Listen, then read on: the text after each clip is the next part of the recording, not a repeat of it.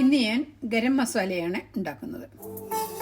ആദ്യം ഞാൻ പെരിഞ്ചീരകമാണ് റോസ്റ്റ് ചെയ്യുന്നത്. കാരണം മറ്റുള്ള സ്പൈസസിനേക്കാൾ കൂടുതൽ സമയം പെരിഞ്ചീരകത്തിനെടുക്കും. ഒരു 4 മിനിറ്റോളം ഞാനിത് റോസ്റ്റ് ചെയ്തിട്ടുണ്ട്. അപ്പോൾ ഇതിൻ്റെ നല്ല മണം പൊങ്ങി വരുന്നുണ്ട്. ഇത് ഞാൻ സ്റ്റൗവിൽ നിന്നും മാറ്റുകയാണ്.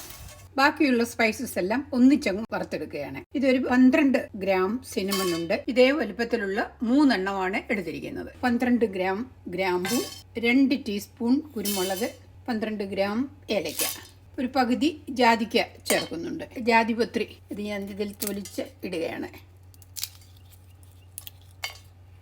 അത് ഒരെണ്ണത്തിൻ്റെ മുഴുവനും എടുത്തിട്ടുണ്ട്. 4 തക്കോലം.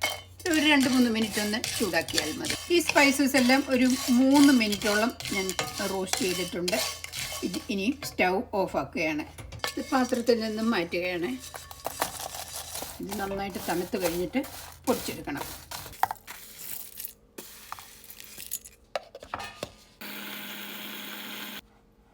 ഗരം മസാലപ്പൊടി റെഡിയായി.